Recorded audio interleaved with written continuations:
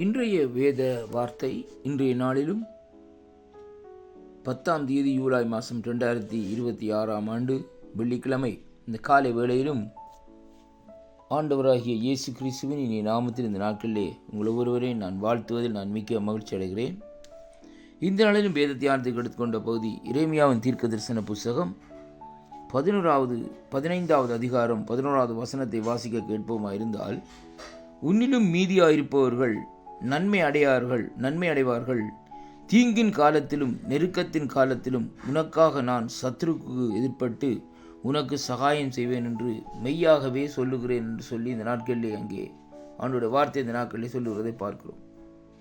வேதம் சொல்லுகிற இந்த வார்த்தையை நாங்கள் சற்று ஆராய்ந்து பார்ப்போமா இருந்தால், தீங்கின் காலத்தில் நெருக்கத்தின் காலத்திலும் உனக்காக நான் சத்துருக்களுக்கு எதிர்ப்பட்டு உனக்கு நான் சகாயம் செய்வேன் என்று சொல்லி இந்த நாட்களில் அங்கே வேதம் சொல்லுகிறதை பார்க்கிறோம்.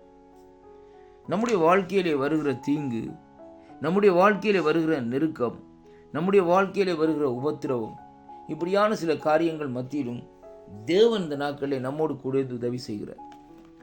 சத்ருவானவன் சில வேளைகளில் நம்மை நெருக்குவான், நம்மை ஒடுக்குவான். அருமையான அன்பு பிள்ளைகளே, பாருங்கள், அந்த சூழ்நிலையிலே கர்த்தர் என்ன செய்வார் என்று சொன்னால், அங்கே சத்ருவுக்கு எதிர்ப்பட்டு எங்களுக்கு சகாயம் செய்ய அவர் வல்லவராக இருக்கிறார் என்பதைத்தான் இங்கே இந்த வார்த்தை சொல்லுகிறதை பார்க்கிறோம். அருமையான கர்த்தருடைய பிள்ளைகளே, அப்படியானால் நம்முடைய ஆண்டவர் ஒரு சகாயர் என்பதை நாங்கள் அறிந்திருக்க வேண்டும். அதனால தான் இந்த வார்த்தை சொல்லுகிறது. பாருங்கள், அப்படியாக எங்களுக்கு சகாயம் செய்கிற தேவன் என்று மெய்யாகவே சொல்லுகிறேன் என்று சொல்லி இந்த நாட்களில் சொல்லப்படுவதை பார்க்கிறோம். இந்த மெய்யாகவே என்று சொல்லப்படுகிற காரியத்திலே அநேக ஆவிக்குரிய காரியங்கள் இந்த நாட்களில் அடங்கியிருக்கிறதை பார்க்கிறோம். அருமையான கர்த்தருடைய பிள்ளைகளே, அதனால தான் இந்த வார்த்தையை இந்த நாட்களில் உறுதிப்படுத்துகிற வார்த்தையாகவும் இந்த நாட்களில் இருக்கிறதை அங்கே பார்க்கிறோம். தீங்கு காலங்கள் எந்த நேரத்தில் வரும், எப்படியாக வரும், எந்த சூழ்நிலையிலே வரும் என்று சொல்லி இன்றைக்கு நமக்கு இந்த நாட்களே தெரியாது. ஆனால் அப்படிப்பட்ட சூழ்நிலையிலே பாருங்கள், அந்த காலங்கள் வருகிற வேளையிலே தேவன் நமக்காக அதாவது சத்ருக்களுக்கு எதிர்ப்பட்டு நமக்கு சகாயம் செய்கிற வேளையிலே அங்கே அந்த நாட்களை பாருங்கள், எந்த சூழ்நிலையிலே எந்த நிலைமையிலே இந்த நாட்களில் இருந்தாலும் நமக்குள்ள இந்த நாட்களிலே பாருங்கள், இப்படிப்பட்ட காரியத்திலே பார்க்கிற வேளையிலேயே தேவன் செய்கிற ஒவ்வொரு காரியத்தையும் நாங்கள் பார்ப்போமா இருந்தால் அங்கே ஒரு மகத்துவமான காரியமாக இந்த நாட்களில் இருக்கிறதை பார்க்கிறோம். வேதத்திலே பாருங்கள், இந்த நாட்களிலே தீங்கு வருகிற காலங்களிலே பாருங்கள், தன்னுடைய ஊழியக்காரர்களை இந்த நாட்களிலே தேவன் தப்புவிக்க வல்லவராக இருக்கிறார் என்பதைத்தான் இன்றைக்கு நாங்கள் பார்க்க வேண்டும்.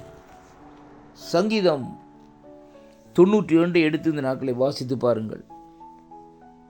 உன்னதமானவருடைய மறைவில் இருக்கிற நாங்கள் அங்கே அவருடைய சர்வ வல்லோட நிலையில் தங்குவோம் என்று சொல்லுகிற விதமாக அந்த நாட்களை சொல்லிவிட்டு சொல்லுகிறார்கள்.